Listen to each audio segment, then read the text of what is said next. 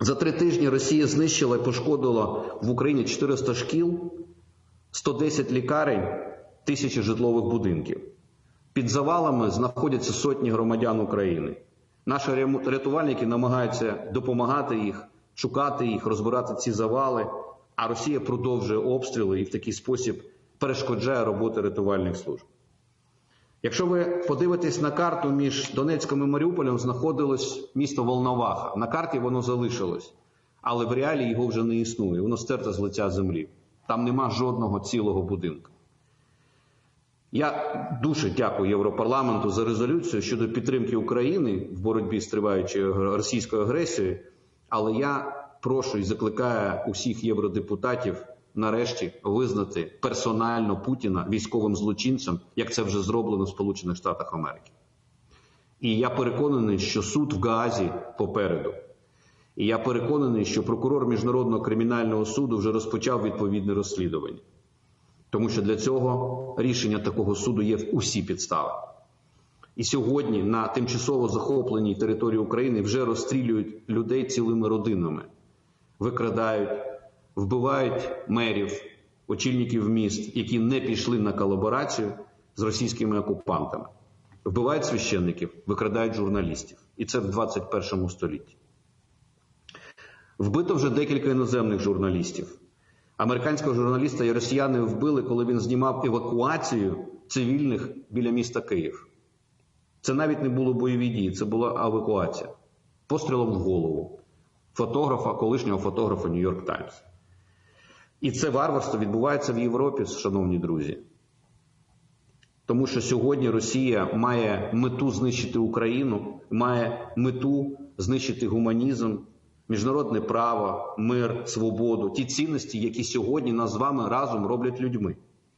Ми не машини з вами і не звірі. Але в полях сьогодні та містах України наші люди, наші військові борються з звірями, які сидять в машинах, в тих танках, з російськими літерою Z, як під час концтаборів фашистської німецької пануючи тоді ідеології фашизму.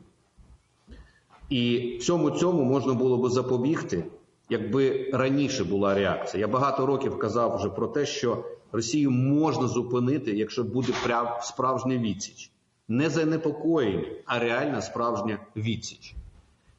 І сьогодні українська воля, український народ показали, як потрібно робити відсіч Росії. На сьогоднішній день, трошки вам статистики, шановні євродепутати, Росія втратила більше солдат, ніж за 2 чеченські війни. Понад 14 тисяч військових, це майже 450 танків і 1500 бронемашин. Ми збили 85 літаків і знищили понад 110 гелікоптерів. Ми ліквідували кілька генералів російських. І втрати Росії сьогодні наближаються до тих, що поніс в свій час Радянський Союз за 10 років війни в Афганістані. Наша українська армія є абсолютно керованою, боєздатною і користується безпрецедентною підтримкою українського народу. І ми сьогодні проводимо і далі мобілізацію. Ми створили сили територіальної оборони, які є складовою Збройних сил України. Сьогодні десятки тисяч патріотів взяли зброю в руки, щоб захищати свої вулиці, свої дома, свої міста. Сьогодні створена ставка Верховного Главнокомандуючого в Києві, і відповідно всі військові частини працюють за одним задумом. Є країни, які нам допомагають оборонятися, є країни, які підтримують на словах, але нічого не допомагають, не продають і навіть блокують деякі логістичні маршрути, навіть своїм приватним компаніям. Це правда життя. Справжні друзі, справжні сусіди, вони сьогодні, ми їх можемо зрозуміти і оцінити, хто насправді є друг, хто насправді є сусід. І Росія сьогодні не може перемогти нас на полі бою, тому що їх плани вже зірвані, плани Кремля, і ми будь-яку тактику терору все одно переможемо. Питання тільки в ціні, яку заплатить за це Україна. Тому що мета терору – це сіяти страх, а страху у нас немає. Я просто хочу, щоб такого страху не було у кожного з вас теж. 16 березня 2014 року, рівно 8 років тому назад, Москва влаштувала фарс і провела так званий референдум в окупованому Криму. І тоді Москву можна було зупинити. Але цього не зробила світова спільнота, не відреагувала в належний спосіб. Жодний міжнародний механізм тоді не спрацював. І сьогодні весь світ тепер платить за цю помилку. Тому що втрати сьогодні несе вже не тільки Україна. Сьогодні економічно втрати несуть багато інших теж країн. І буде продовження. І проблеми з продовольством, і енергетичні проблеми, і соціальні потрясіння. Сьогодні ви знаєте, що російські окупаційні війська захопили вже 2 атомних електростанції в Україні. Це всім відомо Чорнобильська атомна електростанція та Запорізька. Чорнобильська відома тим, що в 1986 році там відбулася аварія, і з цієї пори там знаходиться і відпрацьоване ядерне паливо, і там до сих пір знаходиться інфікована радіацією ґрунт. І сьогодні воно знаходиться під контролем російських терористів. Якщо там буде стрілянина, якщо там вони будуть обстрілювати ракетами і бомбами, то це зачіпить всю Європу. Сьогодні ситуація на Запорізькій атомній електростанції, а це діюча атомна електростанція, найбільша в Європі. Там 6 енергоблоків, і всі вони під прицілом російських вояк-терористів. І це вже небезпека для мільйонів людей не тільки в Україні, а в Європі. Це небезпека в ваших країнах, які ви представляєте сьогодні в Європарламенті. Сьогодні 3 мільйони біженців за офіційною статистикою нараховуються з України в різних країнах, які ховаються, рятуються від цієї війни. Їх може бути ще багато більше. Тому гуманітарна криза на порозі, шановні колеги, депутати Європарламенту. 3 мільйони населення українців – це приблизно як 5 Люксембургів. Майже все населення Литви або половина Данії. Просто уявіть ці цифри. І всі ці люди втратили своє житло, змушені були тікати від цієї війни і сьогодні страждають кожного дня. Я щиро дякую Євросоюзу і кожній державі-члену за те, що ви надаєте нашим громадянам притулок, за те, що ви надаєте нам гуманітарну допомогу. І я дякую тим країнам-сусідам, які спростили прикордонні всі митні процедури для того, щоб наші люди могли сховатися від цього російського фашизму та нацизму. І я хочу просто вас застерегти, що Кремль на одній Україні не зупиниться. Він буде рухатися далі, тому що їх плани – це зруйнувати Євросоюз, зруйнувати єдність країн НАТО, і вони будуть рухатися далі. Тому що сьогодні вже російські ракети падають в 20 кілометрах від кордону з європейською країною Польщею, країною, яка є членом НАТО. Вони обстріляли центр миротворчості та безпеки, який створювався силами всіх країн, які проводять миротворчі місії по всьому світу. Там люди спали вночі, і вони загинули або поранені. І це відбулося в 20 кілометрах від європейської країни, членом вашого Європейського Союзу. Росіян можна зупинити і можна їх перемогти. І ми це зробимо. Але нам дуже потрібна допомога. Декілька речей, які хотів би звернутися до вас. Перше. Я вам дуже вдячний за те, що ви оперативно ухвалюєте рішення про виділення, в тому числі військової допомоги нашим Збройним силам, 500 мільйонів євро в рамках Європейського фонду забезпечення миру.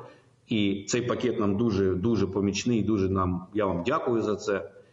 Нам важливо не затягувати постачання летальної зброї та інших засобів боротьби з агресором.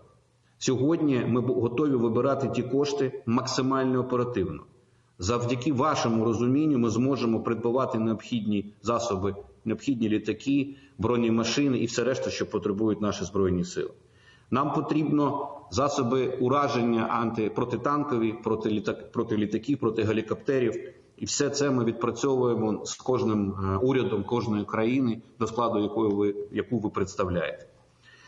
Відповідно, санкційний режим проти Росії має бути справжнім, не уявним. Сьогодні є величезні компанії з штаб-квартирами в Швейцарії, Франції, Німеччині, які продовжують свій бізнес в Росії. А це бізнес на крові українських дітей. на крові українських вагітних жінок, які страждають в пологовому будинку в Маріуполі, коли його обстрілюють російські ракети.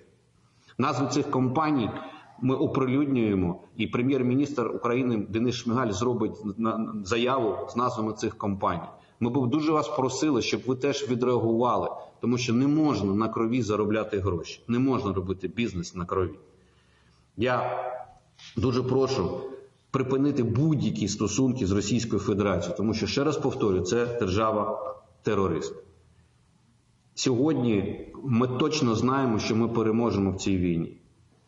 І нам буде потрібна ваша допомога по відновленню зруйнованої інфраструктури нашої країни і підтримки української економіки. Це дуже важливо. На сьогодні люди втратили робочі місця, втратили житло. У нас немає доріг, мостів, естакад, електростанцій, багато чого. Ми все це відновимо, все це відремонтуємо і буде квітуча, успішна Україна. І це якраз буде демонстрацією того, що у нас з вами єдині європейські цінності, єдині європейські погляди. І Україна, я нагадую, в місті Рахів, в Карпатах, знаходиться географічний центр Європи. Можете попросити ваших друзів-географів це перевірити. Україна є Європою, була і буде європейською країною. Дуже дякую за те, що ви знайшли час мене вислухати.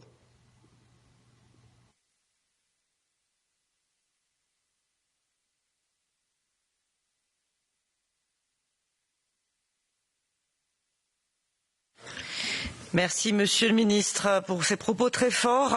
Je vais commencer à passer la parole à mes collègues. Nous allons faire autant de tours de questions que possible. Je vais essayer, avec David McAllister, d'organiser 3 tours de questions, donc de donner la parole à des députés européens, puis de m'interrompre, de la redonner au ministre et de continuer, parce que vous êtes naturellement nombreux à vouloir prendre la parole. Ça demande de la part de chacun un vrai effort de concision. Je le dis chaque fois, mais je le dis encore plus aujourd'hui. Il faut que vous arriviez à dire ce que vous avez à dire en 2 minutes. J'imagine la frustration, mais c'est nécessaire, d'autant plus que le ministre nous fait l'honneur de se rendre disponible dans une situation de guerre pour nous. Donc, je vous demande à tous de faire un effort. J'ai entendu tout à l'heure Witold Waszczykowski dire qu'il se réservait pour une question et donc je lui donne la parole en premier. Thank you, Madam Chair, and let me express my opinion in Polish because I think this is the language will be better understood by our guests. Panie Ministrze, powszechnie wyrażamy solidarność z Ukrainą, przede wszystkim poprzez pomoc humanitarną. W przypadku Polski gościmy już 2 miliony uchodźców ukraińskich. Tą solidarność wyrażamy przez pomoc wojskową. Chcieliśmy przekazać między innymi tak potrzebne Wam samoloty do obrony, ale inicjatywa została zatrzymana przez niektóre państwa europejskie. Pokazujemy też naszą solidarność na płaszczyźnie politycznej i tutaj wskazuję na wizytę kilku premierów, w tym premiera polskiego. Walczycie o wolność waszą, swoją i naszą, o bezpieczeństwo Europy. Jak wspominał świętej pamięci Lech Kaczyński kilkanaście lat temu w Tbilisi, to jego przesłanie, zapowiedź, że najpierw Gruzja, potem Ukraina, potem państwa bałtyckie, potem Polska może być, to się dzieje. Wraz z wizytą premierów polskiego, czeskiego i słoweńskiego w ostatnich dniach uważam, że takie wizyty powinni odbyć również inni premierzy i również ci premierzy tych państw, które roszczą sobie pretensje do przywództwa w Europie. Niektóre z tych wielkich państw sprawują w tej chwili bardzo ważne funkcje w Unii Europejskiej. Nie było ich w Kijowie. Mam nadzieję, że jeszcze będą w Kijowie. Jeśli nie ma wystarczającego poparcia politycznego, powinno być to poparcie wojskowe. I w Unii Europejskiej mamy mechanizmy i fundusze, żeby to poparcie zapewnić, między innymi European Peace Facility. Nie ma więc deficytu w możliwości poparcia, nie ma deficytu kar, które moglibyśmy nałożyć na Rosję. Jest deficyt woli i determinacji, aby Ukrainie pomagać. Nie mam pytań do pana ministra o przebieg wojny. Mam tylko ostatnią przestrogę. Pewno musicie negocjować, ponieważ jesteście pod presją, negocjować rozwój sytuacji, negocjować rozstrzygnięcie wojny, być może wasz status. Mam więc prośbę, abyście byli ostrożni, abyście uważali i wynegocjowali klarowną definicję swojego statusu, która nie byłaby podważana. Żeby ten status był prawnie wiążący, jeśli w ogóle można oczekiwać prawnie wiążącego czegokolwiek od dzisiejszej Rosji. I wreszcie, żeby w tych negocjacjach wspierała was grupa wiarygodnych negocjatorów. Dear Witold, can you conclude, please? Yes, this is the last one. Wiarygodnych negocjatorów, którzy będą wspierali wasze interesy, a nie interesy rosyjskie, interesy swoje. Thank you very much. Merci. Pour le PPE, je passe la parole à Radek Sikorski. Et merci de vous en tenir vraiment à 2 minutes. Minister, colleagues, I'd like to congratulate you on the performance of the Ukrainian army. When we saw each other in Kiev 10 days before the war, you presented us with your concept of dispersal, and that proved very apt and efficient, and you're doing really well, much better than some experts believed. The fighting spirit of your forces is gaining universal admiration. Well done. The fact that you are testifying, that we are talking, is proof of Russia's failure. They thought they would take Kiev in 3 days. You are also making the history of war making. I think we're seeing the end of the tank and the advent of the drone. And as we discussed it then, if you manage to destroy 300 plus tanks and take down 100 plus aircraft, the Russian offensive will grind to a halt, and it's proven so. I suspect you will have one more offensive by Putin's forces, and if you defend yourself from that, then a peace is possible. I'd like you to know that we are sanctioning those responsible and those advocating for this act of aggression, and also that, in my opinion, you have earned, you have fought out your right to be a candidate for the European Union. And lastly, my question, what do you think are the chances of Belarus joining this aggression? Thank you. Merci. Sven Mikser pour la SND. Thank you, Madam Chair. Minister, like you, I'm very happy about the strong unity and solidarity of the European Union with the brave Ukrainian people, and at the same time, like you, I cannot help being sorry for how long it took for the world and for Europe collectively to wake up to the true nature of Putin and his regime. 2 brief questions. First, Putin is a war criminal, and so are many of his cronies. We have seen horrible footage of war crimes being committed in Ukraine by the Russian military, but can we provide you any help or help to the ICC and other international organizations who are investigating those crimes?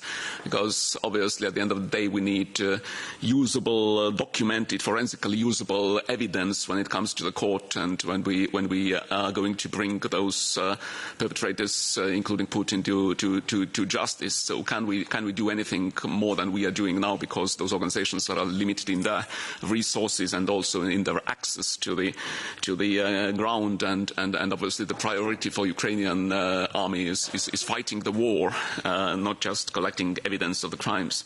And the second question, in Europe and in the world in general, Ukraine is soundly beating Russian propaganda machine, but this is not the case in Russia, and Russia has been sort of hermetically sealed off from the objective information. So do you have any advice to us as to what more we can do to penetrate the bubble and force Russian people to actually look at these horrible images of the war crimes being committed by their beloved leader in their name, carried out by their military forces on Ukrainian soil? Thank you. Merci. Pour Renew Europe, Petras Austrevicius. Thank you, Chair. Dear Minister, thank you very much for your courageous actions, stopping brutal, aggressive and criminal regime of the Russian Federation. Putin made himself as a war criminal. He can't be accepted any longer to any civilized country for any meeting whatsoever. And indeed, Russia can be stopped only by military force. It's as clear as it is. But it might be brought to the table of negotiations by sanctions. And you made a very good point on this. So that's why the West should and must impose even more. Fifth, sixth, seventh, as many as it needed, sanction packages against the Russian Federation. I really adore 3 weeks, very courageous, indeed heroic fight of the Zbrojeni Sili Ukraini against the enemy. But the attacks against civilians show that Russians do not stop. And they are cowards. Cowards because they kill civilians, innocent people. Minister, I have 3 questions to you. Russian militaries use banned ammunition and methods. Can you be more specific in outlining what kind of the ammunition they used recently? Secondly, Putin tries to involve Belarus into the aggression against Ukraine. Can you be, again, bringing us more your insight, how it might be prevented? And thirdly, Putin was in touch with Kazakhstan, Armenia, asking for military support. How do you see the other countries, so to say, half vassals to Russia, being involved into the war against Ukraine? Slava Ukraini, Minister.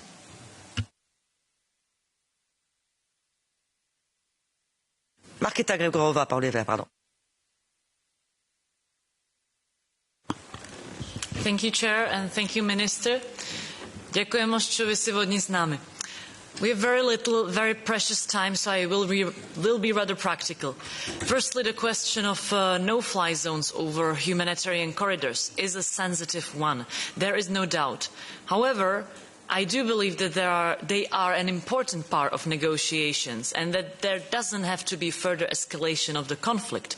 On the contrary. So I want you to know that there are people in the EU who are open to this discussion. Secondly, and very concretely, there are reports about the Russian Navy approaching Odessa with 8 landing ships. Can you confirm that? And do you think the defense of Odessa is sufficient? Are there specific weapons which could help you to destroy that armada in case it attacks? And lastly, if you have any information about these ships passing the Turkish Straits so that we can confirm if Montreux Conventions have been violated, we would very much appreciate you sharing it with us. Thank you and Slava Ukraini. Merci. Anna Bonfrisco pour idée.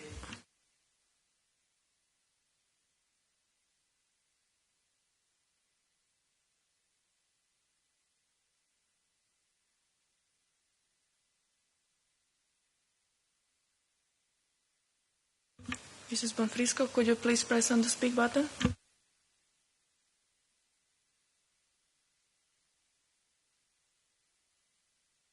Okay, she has connection problems. On passe au suivant. Est-ce que Alexander Vondra est connecté?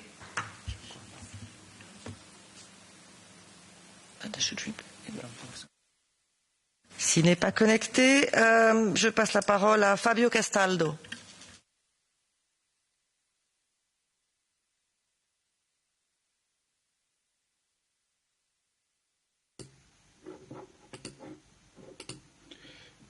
Thank you very much. Merci beaucoup, Madame la Présidente. Thank you very much to Minister Reznikov. I would like to once more warmly welcome among us. I would like to thank you for your government and all the brave Ukrainian people for the fierce opposition you are mounting to the barbaric aggression you are facing every day by Russia. And as I said several times in these dramatic days, this is not a conflict between two states. You ask us to condemn those actions and to say that Putin is a war criminal. Well, I do not have any problems to reiterate that Vladimir Putin is a war criminal and his attempt to prevent Ukraine from deciding its own future rooted in democracy and respect of human rights, it is unacceptable in our words. So thus this is an attack to the whole multilateral order and to all the core values of your country and the European Union. We stand by your side, and in this house you will always find friends and allies committed to your support.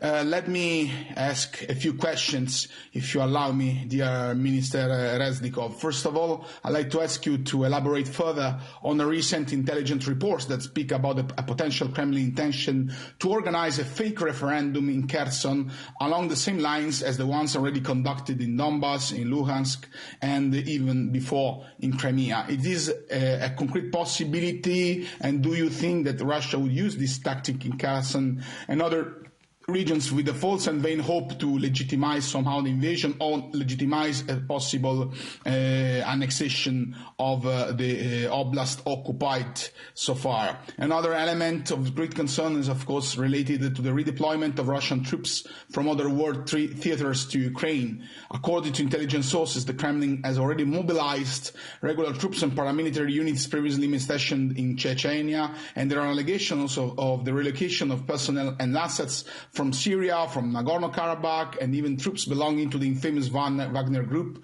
that were spread in third countries. Can you confirm these rumors and the entity of these rumors, and what could be their impact on the conflict in your opinion? And lastly, I would like also to move the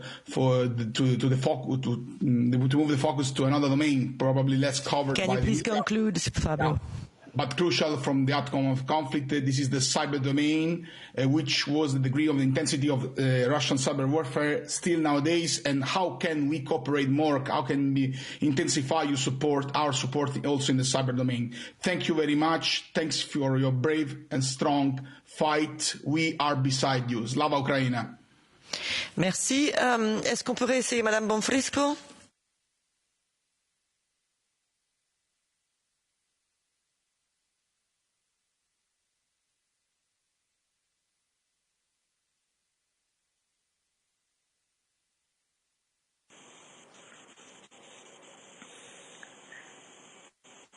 Thank you, Madam.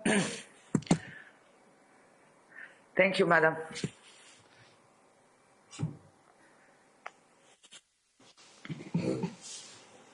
Can you speak, please? Thank you, Madam. I have the floor. Signor Ministro della Difesa, io sono particolarmente vicina alle esigenze del suo popolo e alle cose che lei ha detto stamani. E sono anche convinta che meriti il popolo ucraino tutta la nostra solidarietà. Io rendo omaggio alla forza e alla grande difesa che il popolo ucraino sta facendo non solo della sua terra, dei suoi confini, ma anche della sicurezza dell'Unione Europea. Gli alleati NATO sono uniti nel riconoscere le atrocità della war by choice voluta dal presidente Putin contro un paese che non ha nessuna colpa se non quella di voler vivere pacificamente e non aver mai costituito nessuna minaccia.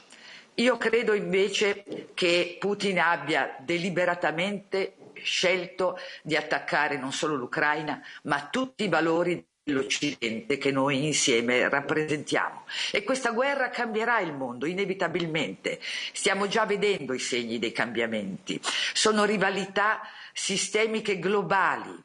È una guerra che ci coinvolge, anche se in modalità diverse, ma che richiede il nostro sforzo comune per aiutare voi oggi, aiutando l'Occidente a restare libero. Ecco perché le chiedo solo cos'altro, oltre quello che l'Europa ha già tempestivamente fatto, cos'altro noi possiamo fare per aiutare l'Ucraina. Grazie. Merci, Monsieur le Ministre. Je vous redonne la parole pour répondre à cette première série de remarques. Je vous propose de parler pour environ une dizaine de minutes pour que nous puissions ensuite continuer l'échange.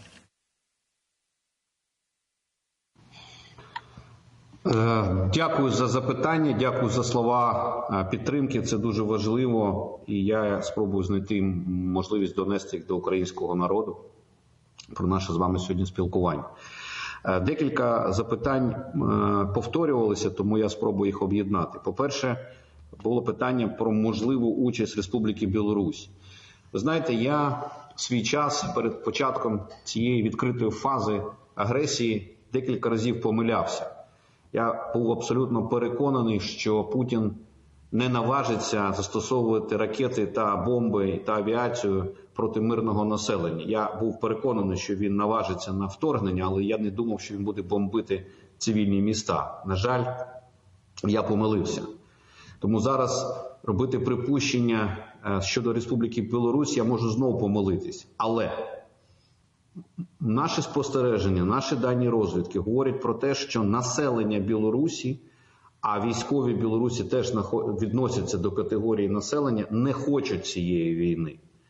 І для них ця війна буде зрозуміло, що вона буде нищівною для країни, нищівною для стосунків між Україною і Білоруссю.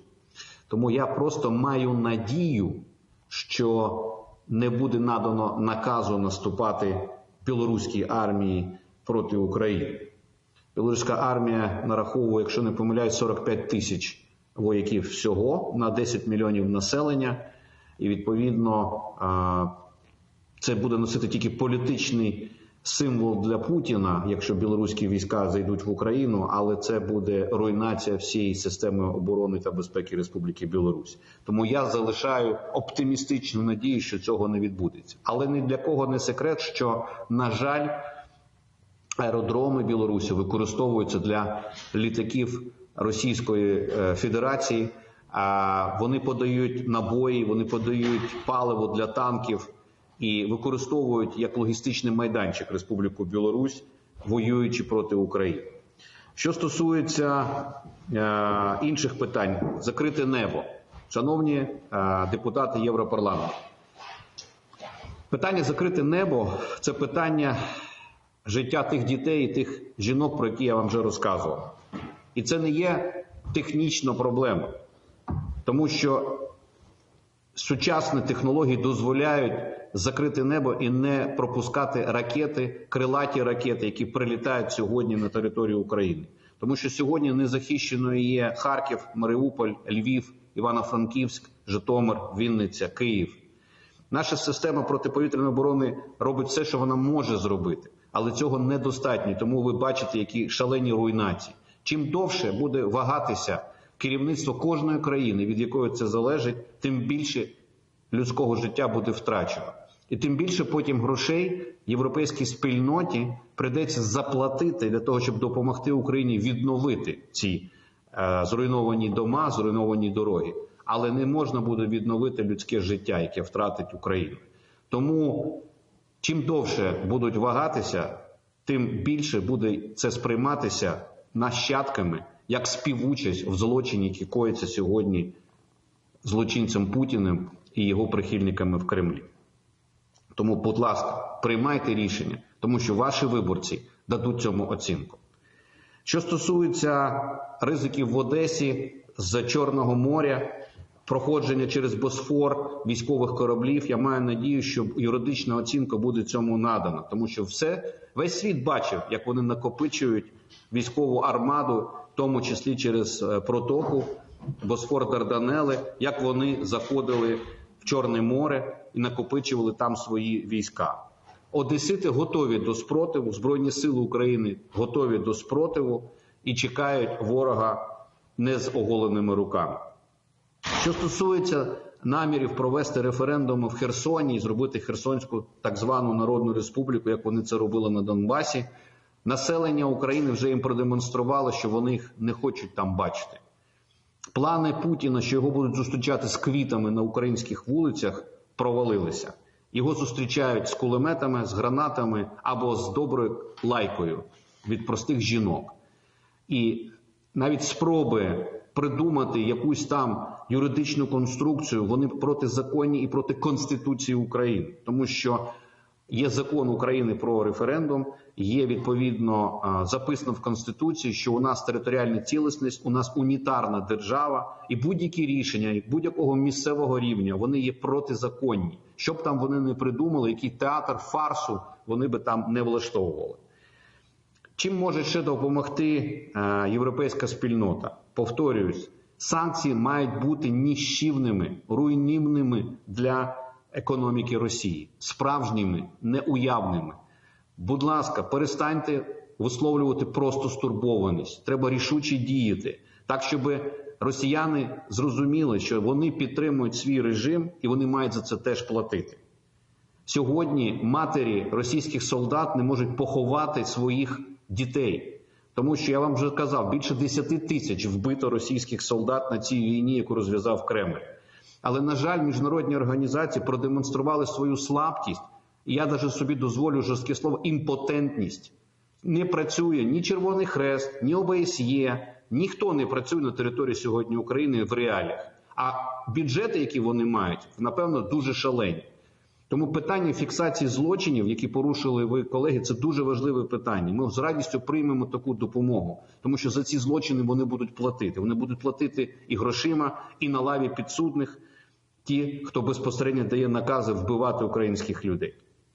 Тому сьогодні, будь ласка, будь-яка допомога, яку ви можете зробити, ми її щиро приймемо. Але в першу чергу нам потрібні рішення урядів ваших країн про надання нам летальної зброї, без обмежень, без бюрократії, без страху. Подарунок, міжнародну технічну допомогу, продати за гроші. Будь-який варіант нас влаштовує. Дякую.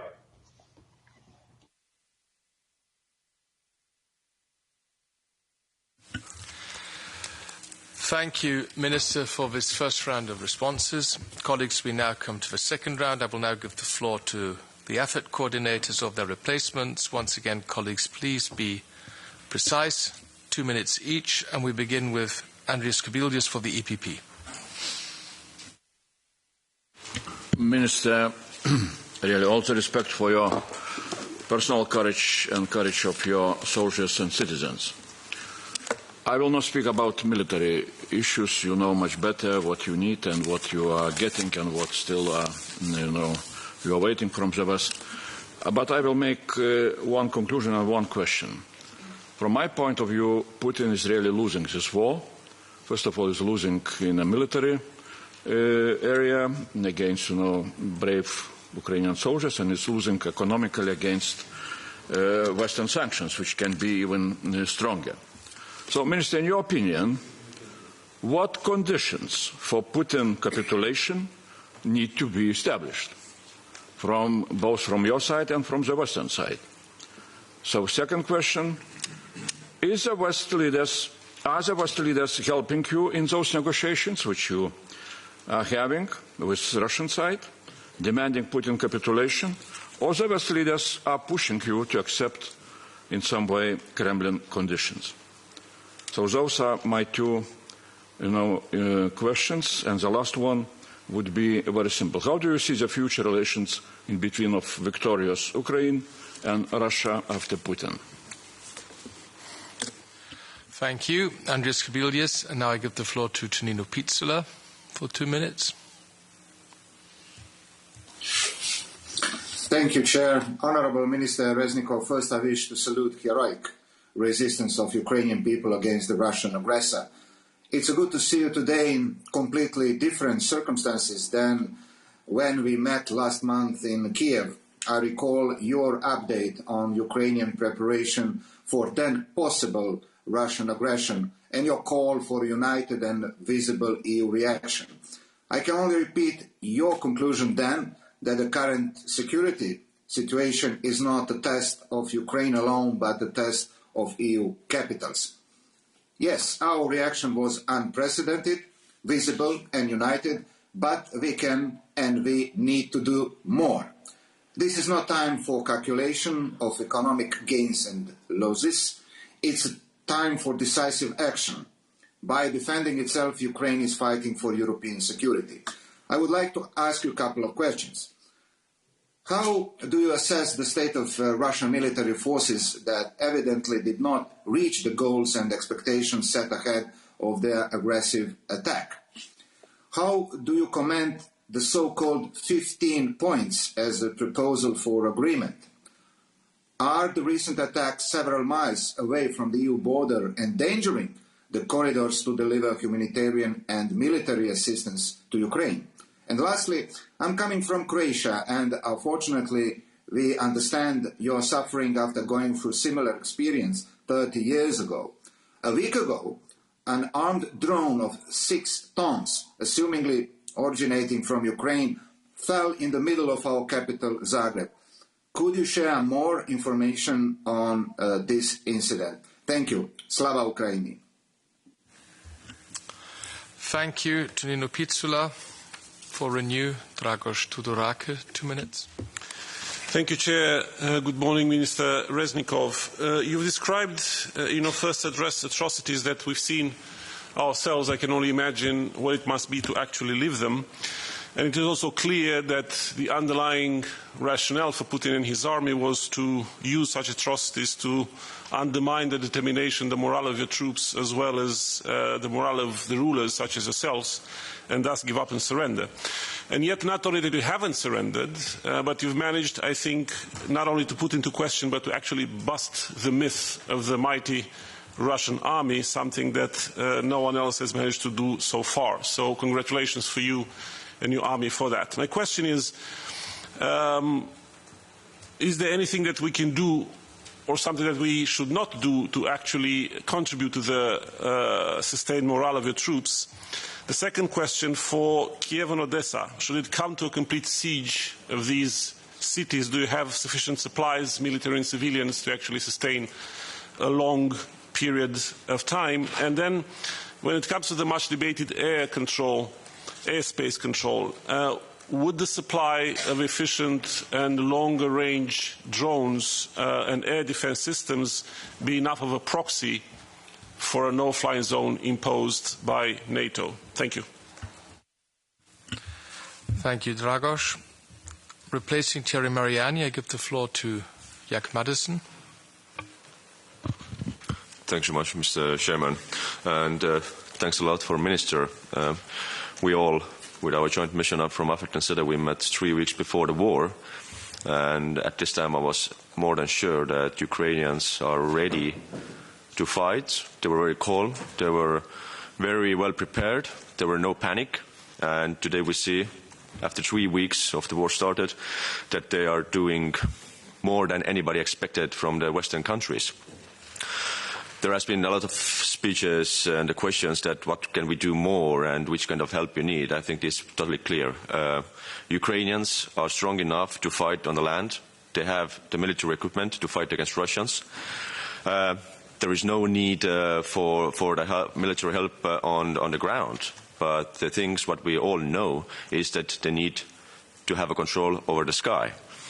It's, of course, the political decision from the countries or from the NATO or from the alliance of the countries to close the sky or not to do. But if we don't close the sky, at least what we can do is to provide military help, especially anti-plane equipment and fighters. We were very, very close that Ukrainians will get the MiG fighters. They know the MiG fighters very well, and they will get it from Poland. Unfortunately, our good friends from Washington, they were too afraid. They were afraid that they are triggering the war. But I can't imagine where we're going to trigger the war. Europe is in the war already. And if you want to find arguments that at this point we have a third world war. No, I think in this case, in 20 years, we're going to read in the history books that the Third World War started 24th of February 2022. Because all the wars, they will last for 5-6 years. And if we don't stop this war now, there in Ukraine, the question is, who's next? Well, I know pretty well. Estonia is next, Poland is next, Moldova is next. We have to stop them now, and that's why we have to make the huge political pressure to our own governments in Europe to provide this military help to have a control over the sky. Thank you so much. Thank you, Jack Madison. I have no request from the Greens, so we continue with Anna Fatiga for the ECR.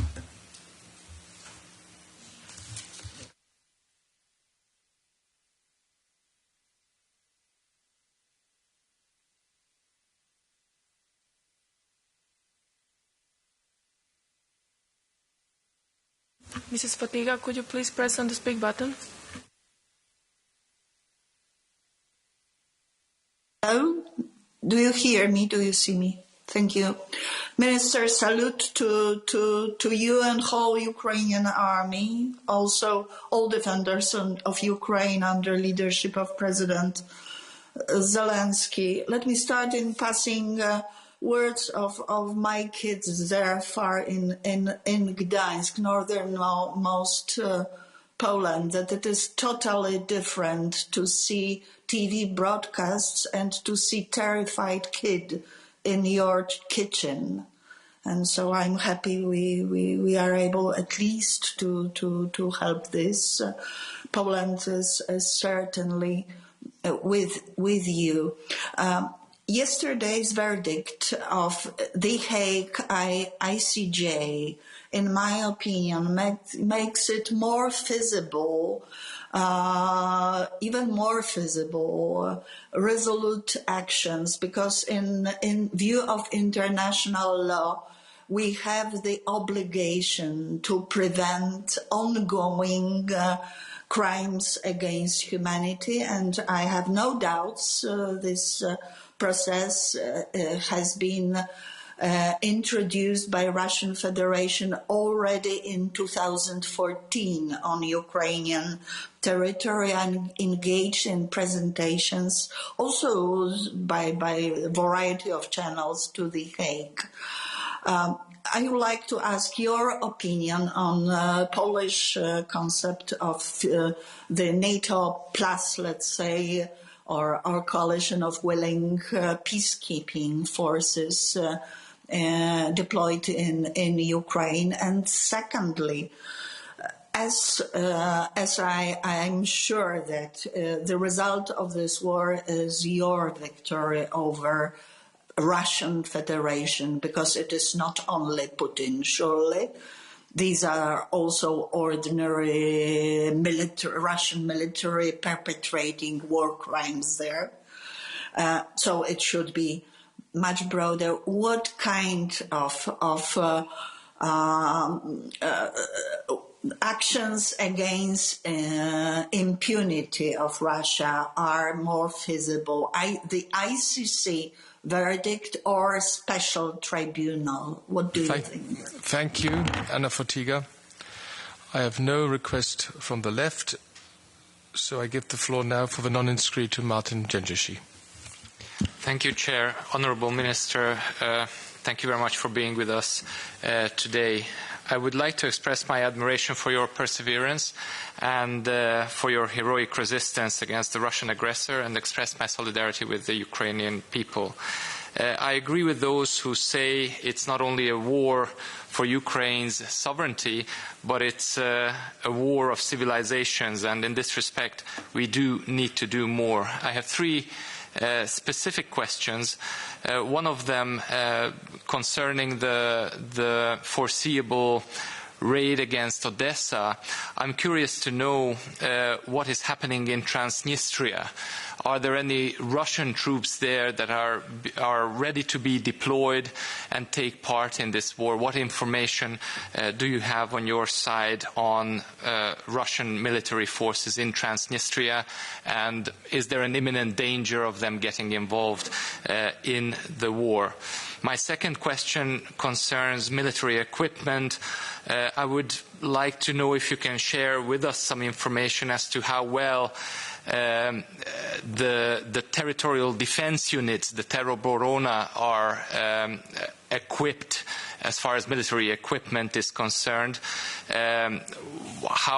What is the supplies of fuel, especially diesel, munitions of war, for the army and for the territorial defense units? My third question concerns IDPs. I don't know if you could share with us some your knowledge about migration patterns. The neighboring countries, like my country, Hungary, is prepared to receive the refugees arriving from the Ukraine. It would be very helpful to know if in the Ukraine you can see what the patterns of migration are, the IDPs that are in the Ukraine currently, are they leaving, or in what numbers are they expected to cross the borders in the upcoming days and weeks? Thank you very much. Thank you, Martin. This concludes our second round of contributions, and I'm now giving the floor back to Minister Reznikov. The floor is yours. Дякую, шановні колеги. Теж спробую об'єднати декілька блоків питань і дати відповідні відповіді. Перше, що стосується Придністров'я. За нашими оцінками, в незаконному окупованому Російською Федерацією Придністров'ї, яке належить Молдові, приблизно около 5 тисяч вояків. Це складова і російського військового контингенту, і місцевих найманців. Тому це по великому рахунку 2 батальйони Збройних сил. Звісно, якщо звідти росіяни задумують робити наступ, мені здається, що представники Румунії було би готові, було би добре, якби вони продемонстрували хоча б свою підтримку Молдові. І, наприклад, наявність кораблів Румунії в Чорному морі в якості чергових на рейді, я думаю, було би дуже символічною допомогою, в тому числі і Молдові, і Україні. Одночасно це би створило відповідну ситуацію готовності підтримки і в тому числі свавілля в Чорному морі, яке влаштовує Російська Федерація, погрожуючи Одесі, воно теж мало би відповідну реакцію. Коли хтось із політиків розмірковує, що закривати небо над Україною не варто, тому що це може збільшити ескалацію конфлікту, як деякі кажуть, мене це дуже сильно дивує. По-перше, це не конфлікт, а це війна. Війна розпочалася 8 років тому, починаючи з окупації Криму і продовжуючи окупацію східних областей України на Донбасі. А сьогодні вже відкрита фаза цієї війни. Путін вже не приховує, він просто взяв і зайшов в Україну своїми військами. Ескалація, коли гинуть цивільні люди, ескалація, коли гинуть діти, коли гинуть жінки, коли руйнуються музеї, пологові будинки. Який ще рівень ескалації комусь потрібно побачити, щоб зрозуміти, що вище рівня не існує? Я вам повторюю, офіційно ми порахували 3000 загиблих цивільних людей, але міська влада Маріуполя вважає, що це 20 тисяч. Просто офіційного підтвердження ще не маємо. Про який рівень ескалації треба комусь ще пояснювати, щоб зрозуміти, що треба закривати небо негайно від російських крилатих ракет хоча б. І це буде захищати і Придністров'я, і Молдову, і Одесу, і Київ, і ваші європейські країни теж. Тому що інакше він не зупиниться. Про яку ще рівень ескалації треба комусь доводити. Територіальна оборона. Закон про основи національного спротиву вступив в силу 1 січня цього року. Ми почали розгортати в спокійному режимі, але війна нас прискорила, тому сьогодні ми обліковуємо 90 тисяч українців, які вступили до лав територіальної оборони, отримали зброю і несуть свою службу як складова, як елемент Збройних сил України. Звісно, що в першу чергу ми даємо озброєння і системи захисту для бойових підрозділів, які знаходяться на лінії бою з російськими військами, а територіальну оборону в другу чергу забезпечуємо, починаючи від матеріально-технічної допомоги країн-партнерів і продовжуючи контрактами, які ми сьогодні укладаємо щодня і щоночі, для того, щоб купити бронежилети, шоломи і необхідні засоби ураження. Тому будь-яка допомога від ваших країн, вона буде нами вітатися. Що стосується рейду на Одесу, я вже про це говорив, так, така загроза є, для них це стратегічне рішення, вони вважають, що Одеса має бути захоплена ними як символ, так само як Харків, так само як Київ, але ви знаєте, що Харків не здається, це російськомовне місто, Одеса теж переважно російськомовне місто, і вона не здасться, і не будуть їх там зустрічати з квітами. І військове керівництво сьогодні готове до спротиву і захисту Одеси. На запитання шановного колеги з Хорватії про дрон, який впав на території Хорватії, так, нам про це відомо. Це дрон радянського виробництва, який на озброєнні є і в Російської Федерації, в Україні і в інших країнах. А що цікаво, цей дрон пролетів через декілька країн НАТО, поки він не впав в Хорватії. У мене питання до системи безпеки країн НАТО. Над вами пролетів дрон, декілька країн. Немає значення, чи його походження. Ви його не побачили? Ви його не знищили? Тому в мене питання, ви своє небо можете захищати? Це питання, звісно, риторичне. Колезі з Хорватії скажу, що я безпосередньо, персонально спілкуюся з міністром оборони Хорватії, моїм колегою, маю надію, і другом. І ми цей інцидент розбираємо, проводиться розслідування, технічні виміри, радари, тому що ми не запускали такого дрона в сторону Хорватії, звісно, тому що Хорватія є нашим другом. І я хочу нагадати, що під час війни в Хорватії, коли це було більше 25 років назад, Україна одна з перших країн в світі, яка офіційно визнала Хорватію. І Україна одна з перших країн світу, яка офіційно постачала зброю нашим хорватським друзям і братям. І ми залишаємося друзями і братями хорватському народу. Що стосується перемовин, було хороше запитання, чи допомагають нам лідери інших країн в тих перемовинах. Можу сказати так. Лідери деяких країн намагаються створити майданчик як посередники або як медіатори, на яких могли би відбутися, врешті-решт, перемовини між лідерами країн. Але я не володію інформацією, щоб нам допомагали більше. На щастя, нас не схиляють до капітуляції, хоча в Кремлі саме хочуть капітуляцію, і ті вимоги, які вони нам пропонують, вони схожі більш на капітуляцію. Офіційна позиція України висловлена устами президента Зеленського дуже чітко. В тих перемовинах ми будемо відстоювати поточні задачі, це гуманітарні коридори, це режим припинення вогню, режим тиші для того, щоб забезпечити мирне населення водою, медикаментами, їжею і можливістю евакуації. І далі вже, відповідно, можливе підписання мирної угоди, але в інтересах України. Жодної капітуляції український народ не сприйме, українські збройні сили готові продовжувати давати відсіч. Капітуляцію від Москви ми приймемо з розумінням. Сьогодні перемовини поки що носять скорше, на мій погляд, технічний характер. Тим займаються відповідно юристи, політики. І я не буду розкривати зараз там всі деталі, тому що поки що хвалитися особливо нема чим. Але будь-яка війна рано чи пізно має бути завершена, і я маю надію, що вона буде завершена поразкою Кремля. І, напевно, зараз хвилинку, я гляну, я записував по Молдові, по Одесі, я вдав всі відповіді. Тренди міграції, які задав шановний колега з Угорщини, я вже вам сказав, ми нараховуємо 3 мільйони біженців вже, які покинули територію України і знаходяться в сусідніх нам країнах, маю надію, в тому числі в Угорщині. Багато країн надають нам допомогу, спрощують візовий режим, надають соціальну допомогу, на відміну деяких країн, як Ізраїль, яка навпаки ввела назад візовий режим і ускладнила можливість біженцям з України потрапити навіть до своїх родичів. І мене це дуже здивувало.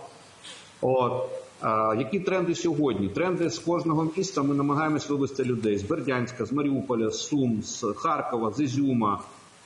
І люди тікають туди, де їм ближче. Люди тікають туди, де їм безпечніше. Тому що вони змучені спати під звуки бомбардування, вони змучені вночі спати під звуки сирен, повідомлення про чергову повітряну тривогу.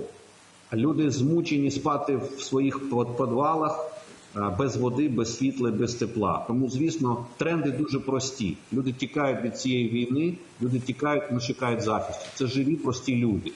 І допомогти ми можемо з вами разом. Жорсткою позицією, жорсткою поведінкою проти Кремля, жорстке ембарго на придбання будь-якого енергоносія від Росії, нафта, газ, бензин, все що завгодно. Просто перестати давати їм заробляти. І ця країна-бензоколонка, вона сама просто перестане існувати. Дякую.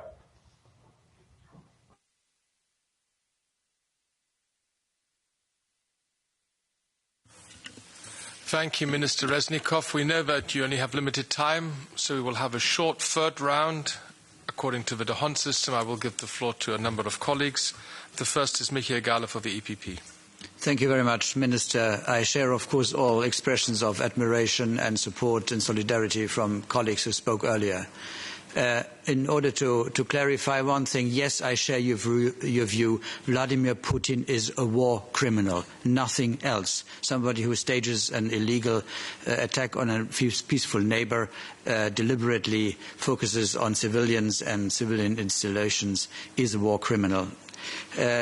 My question goes first to the money that the European Union has pledged from the European Peace Facility, twice 500 million. Has anything of that materialized? So have you got something out of this budget in forms of weaponry already? That is my first question. And may I ask you to, I was informed that you did not ask the Germans for Spike anti-tank missiles, but I'm told they are available. I strongly recommend explicitly, please ask the Germans for Spike anti-tank missiles. And I hope you will get a positive answer. This is my main and important message to you. Thank you. Thank you. Next on my list is Raphael Glucksmann for the S&D. Is he connected? Merci, Chair. Monsieur le Ministre, votre résistance héroïque doit être soutenue par tous les Européens dans toutes les manières possibles. Nous savons que nous n'interviendrons pas militairement directement, mais toute aide possible doit être fournie. Alors ma question est simple. Vous avez mentionné des retards liés à la bureaucratie. Est-ce que vous pouvez vous étendre là-dessus pour que nous puissions mettre la pression sur nos gouvernements afin que cette aide arrive beaucoup plus vite et de manière beaucoup plus massive? Vladimir Poutine est en train d'internationaliser le conflit. Il cherche à faire venir des miliciens, par exemple, de Syrie. Est-ce que vous avez noté la présence d'acteurs non russes sur le terrain? Est-ce que vous avez vu la matérialisation de ces appels, par exemple, aux tueurs de Bachar el-Assad pour qu'ils viennent sur le théâtre d'opération à la suite des tueurs de Kadyrov? Et enfin, sachez que nous devons, de manière impérative, cesser de financer la machine de guerre du Kremlin. Chaque jour, aujourd'hui, chaque jour, l'Union européenne, les pays de l'Union européenne versent 800 millions d'euros à la machine de guerre du Kremlin via nos importations de gaz et de pétrole. Ceci est notre devoir. Nous devons arrêter de financer le régime que nous cherchons par ailleurs par nos sanctions à ébranler. Slava Ukraini.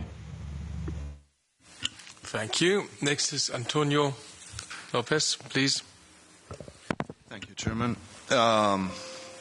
Quiero decírselo, señor ministro, en español. Quiero que sepa usted que hay millones de españoles que en estos momentos están con ustedes. Pueden ustedes estar confundidos porque desgraciadamente en España tenemos el único gobierno de Europa que tiene comunistas nostálgicos presentes en este gobierno, que no condenaron las masacres de Stalin, que no condenan las masacres de Putin, pero quiero que sepa que el espíritu en estos momentos en España es de solidaridad. Ahí están cientos de caravanas en estos momentos de taxistas y de gente que están acudiendo desde España con material de apoyo a ustedes, a la frontera polaca con Ucrania, y también recoger el sentimiento generalizado en mi país, donde hay banderas ucranianas en todas las calles. Saben que la lucha que ustedes están llevando a cabo es también la nuestra para defender la democracia en toda la Unión Europea y también la nuestra en España. Nuestra solidaridad será reflejada también por el apoyo que todos los españoles, la gran mayoría, salvo esa pequeña minoría, ya le digo, no se deje confundir, que tenemos con todos ustedes en esa lucha. Cuenten con nosotros y en todas las instituciones europeas, los españoles y España están con ustedes. Muchísimas gracias. Thank you, Antonio. Next is José Ramón Bausa Díaz. Thank you, Chair. Dear Minister, dear Mr. Reznikov, first of all, I would like to express my deep admiration for the incredible bravery and heroism of the Ukrainian military. I want to thank you because you, Ukrainians, are fighting for all of us, for the whole Europe, and for the freedom of the world. And we should always remember the sacrifices that Ukraine is doing for all of us. You have said during your speech that some countries have only supported you by words. Real friends need to see one each other. And I want, of course, to apologize because, unfortunately, the government of my country, yes, the government, not my country, not Spain, only sent weapons to Ukraine after enormous pressure for the Spanish people to do the right things. Because, sadly, we have a part of our government, they are friends of Putin. They are communists. They are a communist group in our government. And I'm so afraid that they can always be helping Putin. So I apologize because of that, dear Minister. I can assure you, Mr. Reznikov, that you have the full support and total admiration of the whole of Spain. That's why I want to ask you, dear Minister, what else can a spy provide to Ukraine so you can continue to fight for you and all freedom? And what more can do we in Spain for Ukraine? Thank you so much, Minister, and keep the good fight, because I'm sure, absolutely sure, that sooner or later you will win. Slava Ukraini. Thank you. Juozas Olekas is next. Thank you, Chair. First of all, I would like to thank Mr. Minister for your fight, for your dedication and professionalism and heroism in this situation. Not only you, but your country, your people, we are stay with you. I would like to ask a very specific question because I have some expertise from 2014 when I have been the Minister of Defense of the Republic of Lithuania and visiting Ukraine. We support with lethal weapons, with ammunition, but also we took the injured soldiers to Lithuania for treatment and rehabilitation. From my point of view, I think you have still this problem for treatment and rehabilitation of soldiers, and what is your opinion if we initiate the evacuation and treatment and rehabilitation the injured soldiers in European Union countries and try to support on this way? Thank you very much for your answer. And Slava Ukraini. Thank you, Juozas. I have two more requests to take the floor, according to my list. The first one would be Mr. Kurtzos.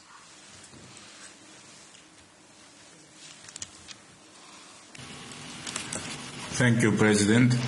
I fully agree with the analysis of the Minister of Defense that we need real sanctions.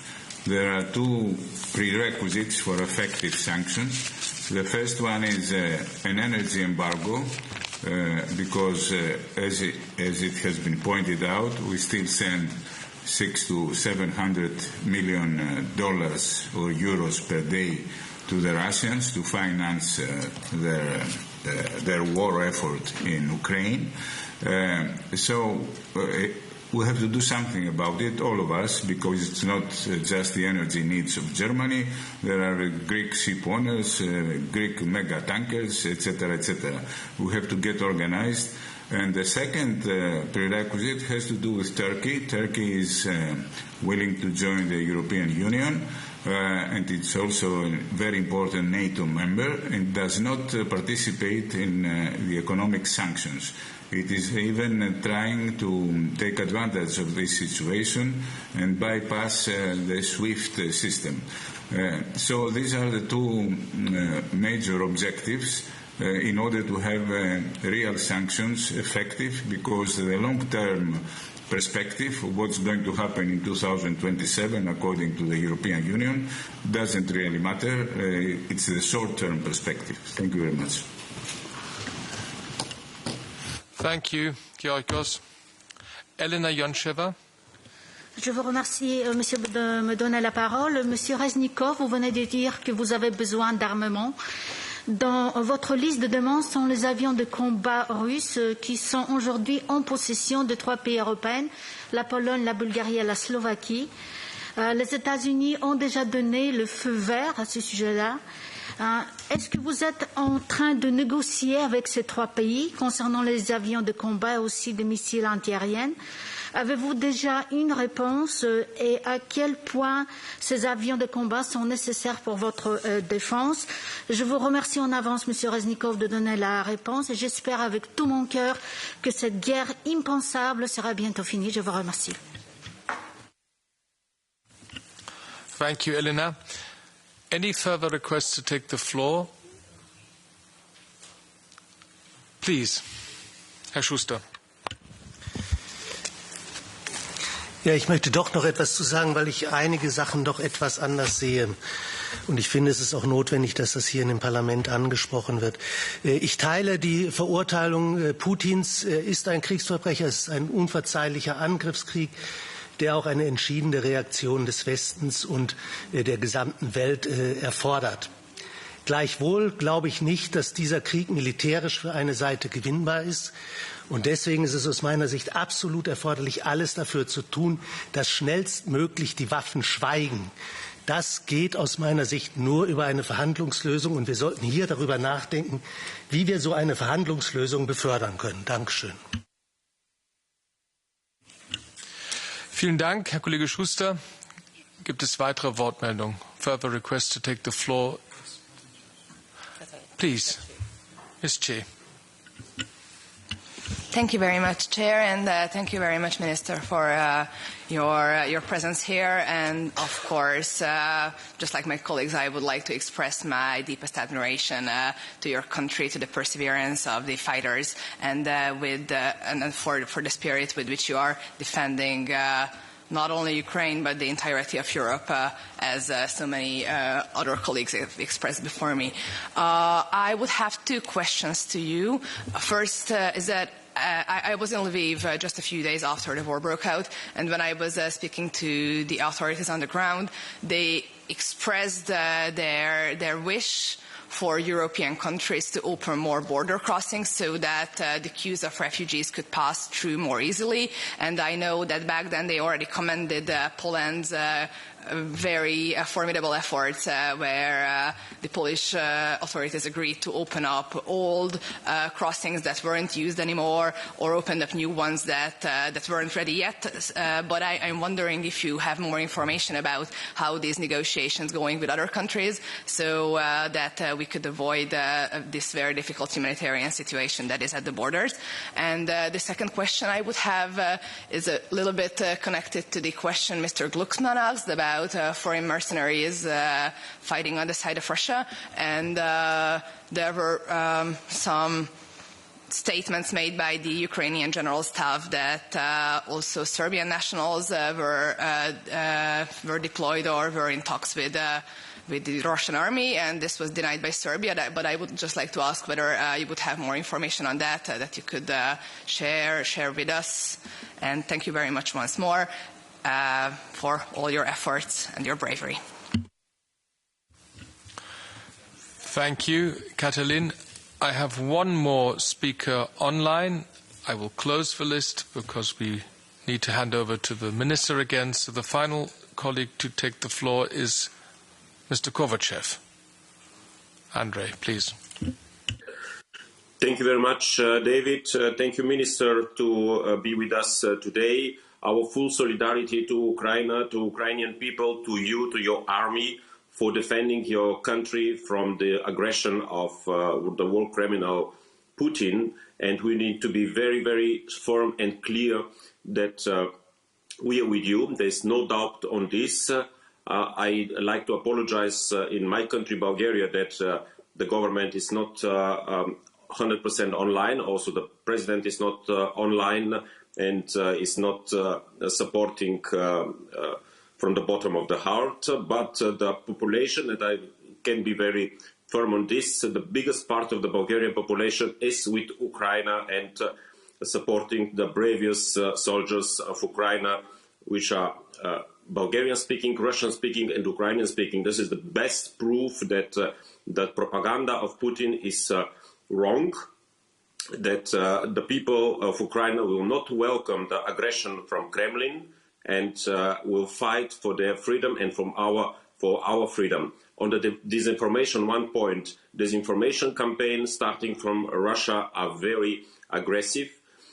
We are fighting in all member states against this disinformation campaign, which is trying to present Ukraine as the aggressor and actually changing totally the reality, calling Ukrainian Nazi or fascist, which overall exactly the opposite is the reality.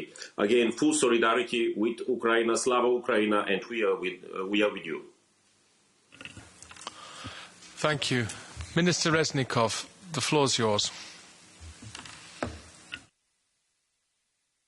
Шановні друзі, я знову об'єднаю декілька ваших запитань. Перше стосувалося блок питань про наше замовлення, очікування по зброї.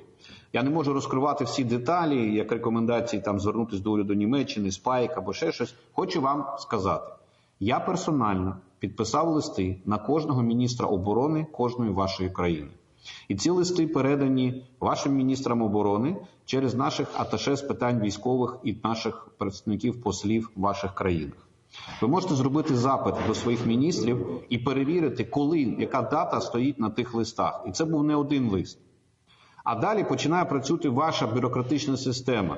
Міністри оборони мені кажуть, а у нас міністр економіки дає згоду, дає ліцензію, дає дозвіл, а потім спеціальна комісія розглядає, а потім ще щось, а потім ще щось. І так триває днями, тижнями, а війна йде, і люди гинуть. Тому я прошу вашої підтримки звернутися до ваших урядів, задати їм конкретне запитання, коли міністр України оборони Резніков попросив ту чи іншу зброю або дати дозвіл, ми навіть готові придбати.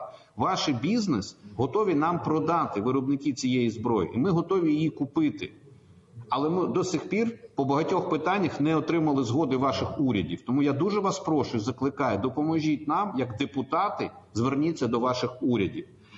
А ті уряди, які сьогодні напівкомуністичні і пропутінські, то виходьте на вулиці і демонструйте їм підтримку вашого народу України. Що ще вони зранку зробили для України? Що ще ви можете зробити, ви мене питаєте? В Іспанії, в Італії, в Греції дуже багато нерухомості російських чиновників, російських губернаторів, російських мерів, російських бізнесменів. Їх яхти стоять на воді, їх літаки стоять на ваших аеродромах. Ви можете арештувати їх статки, їх літаки, їх кораблі, їх вілли, на яких відпочивають їх родичі, і вони самі.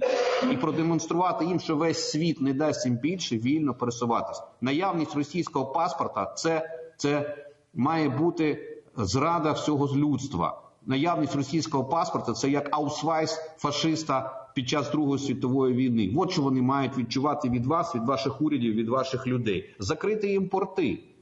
Порти, щоб їх корабль не мог зайти в ваш порт. Тому що цими кораблями вони перевозять зло. Вони цими кораблями перевозять зброю. Навіть якщо ця зброя є нафта або газ, або ще щось. Закрити для них авіапорти, щоб вони не могли до вас залітати на своїх приватних джетах. От що можна зробити. В багатьох ваших країнах є радянські літаки, радянського виробництва, радянські танки, радянські броньовані машини. Ми готові їх у вас купити, забрати.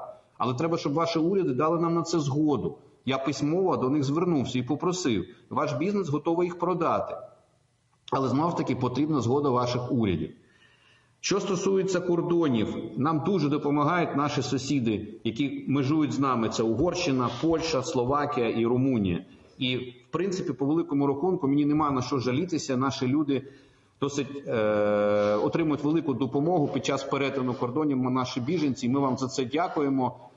Але, напевно, більш будьте готовими надавати соціальну допомогу і прикордонним областям України, які сьогодні межують з вами. Це і Чернівецька, і Львівська, і Івано-Франківська область. Тому що там теж багато біженців, і нам потрібно їх чимось годувати, їх треба вдягати, лікувати і так далі, так далі. Але ще більше нам потрібно допомоги в ті міста, які сьогодні наполовину заблоковані. Там, де люди не можуть втекти, там, де люди провели вже тижні без води, без світла, без тепла. Вони теж потребують цієї допомоги. Тому ми будь-яку допомогу готові від вас приймати. І питання декілька разів звучало про найманців з інших країн на боці Російської Федерації. Ви знаєте, я чув ці заклики Російської Федерації, але жодного поки що іноземця, найманця в полон наші Збройні сили не брали. Коли відбувається бой, то там залишаються тільки тіла загиблих з боку Російської Федерації, і кількість я вам вже називав. В полон ми їх не брали поки що, жодних іноземців з тої сторони. Тому не можу вам засвідчити, правда це чи неправда. Але те, що гібридна війна триває, інформаційна війна є складовою гібридної війни, ви про це чудово знаєте. Ще раз дуже вам всім дякую за вашу емоцію, за ваше тепло. Я відчув це тепло, я передам його українцям і маю надію, що ви це тепло перетворите на енергію, якою примусите ваші уряди діяти швидко, оперативно в інтересах європейської безпеки. Дякую. Merci, Monsieur le Ministre. Vous avez été très généreux de votre temps et de votre sincérité. Votre peuple, votre gouvernement, vous-même faites preuve d'un courage qui force l'admiration. Et vous avez eu ce matin un courage particulier que je voudrais saluer, celui de la modestie, puisqu'à un moment, vous avez même dit « je me suis trompé ». Alors je veux nous encourager au même courage de la modestie. Nous ne sommes pas là pour vous dire ce que vous avez à faire, comment vous devez vous battre ou comment vous devez négocier. D'autant moins que vous avez montré que vous n'avez de leçons à recevoir de personne. Nous sommes là pour pousser nos gouvernements et l'Union européenne à faire plus pour vous soutenir et à cela nous nous engageons. Parce que vous êtes membre de notre famille, la famille européenne. Gloire à l'Ukraine et à ses héros. Merci.